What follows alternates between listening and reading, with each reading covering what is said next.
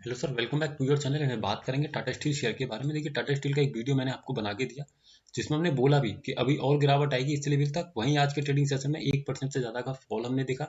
Option chain पर आइए और समझने की कोशिश करते हैं, सपोर्ट अपना फाइंड करने की कोशिश कीजिए। देखिए, तो आपको देखने को मिलेगा कि जो मेरा सपोर्ट बना हुआ है वो बना हुआ है कहाँ पर, 180 की स्ट्राइक प्राइस पर।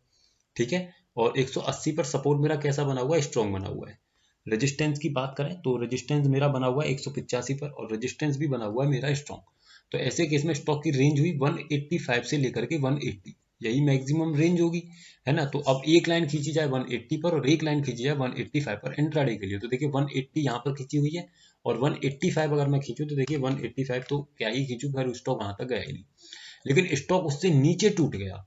अब ये ऐसा क्यों हो गया कि स्टॉक 185 से भी नीचे टूट गया, और कहाँ तक टूटा, लगभग 176.5 तक, यानी कि 2-2.5 रुपया नीचे की तरफ, 180 से सॉरी 4-3.5 रुपया नीचे की तरफ टूट गया। अब इस चीज को ऑप्शन चेन पर समझने की आप कोशिश कीजिएगा। देखिए, इंट्राडे में तो ये स्टॉक जब भी सपोर्ट स्ट्रांग होता है, एक बात हमेशा ध्यान रखिए, मैंने आपसे ऑलवेज मोस्टली वीडियोस में कहता ही रहता हूँ कि जब भी सपोर्ट आपका स्ट्रांग रहेगा, है ना, एक ही स्ट्राइक प्राइस पर रहेगा, तो ऐसे केस में एक स्ट्राइक प्राइस ऊपर एक स्ट्राइक प्राइस नीचे चलता है। लेकिन जब स्ट्रांग सपोर्ट रहेगा तो ऐसे केस में हमेशा आप जब सपोर्ट से ट्रेड लेने जाएंगे तो वो ऑलवेज आपका रिस्की ट्रेड रहता है, ध्यान रखिएगा। और स्लाइड रिस्की ट्रेड रहता है हमेशा सपोर्ट के एक डायवर्जन नीचे, यानी कि 177.5। तो अगर नीचे से मुझे खरीदारी करनी है ना, अगर नीचे से मुझे बाइंग करनी है तो स्लाइड रिस्की लेनी है, तो मुझे 177.5 से। रिस्की ट्रेड लेना है तो 180 से। दो ट्रेड मेरे ये रहेंगे। टॉप से अगर बिकवाली करनी है तो 185 पर अगर रेजिस्टेंस है तो रिस्की ट्रेड 185 से। और अगर मैं थोड़ा सा स्लाइड रिस्की लेना चाहता हूं तो 187.5 से, यानी कि थोड़ा सेफ की तरफ मैं जाना चाहता हूं तो। अब मेरे पास यही चार लाइंस बनेंगी पूरे दिन में, तो इसी रेंज में स्टॉक घूमेगा। अब अगर बॉटम अगर देखूं 185 से, अगर मैंने लिया 180 से ट्रेड लेने का प्रयास किया, तो स्टॉक देखिए सुबह में ही उस लेवल को ब्रेक करके नीचे भागा। अब यही लाइन में एक नीचे खींचू 177.5 पर, तो 177.5 आया।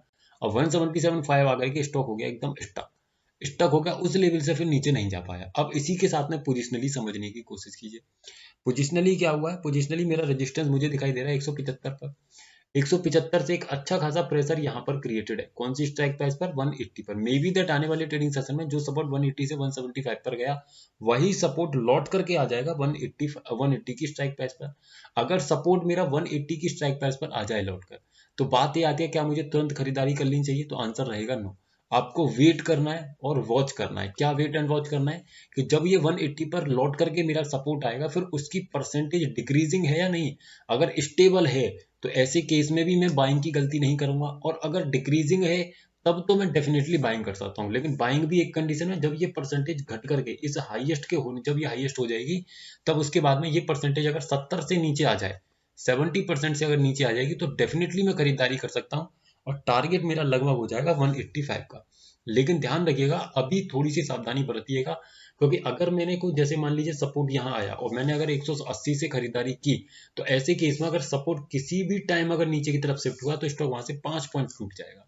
तो ऐसे केस में गलती मत कीजिएगा, प्रॉपर तरीके से वेट कीजिएगा, वॉच कीजिएगा, प्रॉपर तरीके से देखिएगा, समझिएगा। जब प्रॉपर सारा कुछ आपके फेवरेबल हो, आफ्टर दैट ही ट्रेड करने का प्रयास कीजिएगा। तो आई होप आप समझे होंगे। वीडियो सिर्फ एजुकेशनल पर्पज है सर, किसी भी तरीके की बाइंग सेलिंग होल्डिंग की सलाह नहीं है। अगर किसी स्टॉक के बारे में क्वेरी है तो इस नंबर पर व्हाट्सअप कर सकते हैं। हमारे व्हाट्सअप चैनल पर ज्वाइन होना चाहते हैं तो हो सकते हैं, जिसका लिंक आपको नीचे डिस्क्रिप्शन में मिल जाएगा। Thank you so much for watching the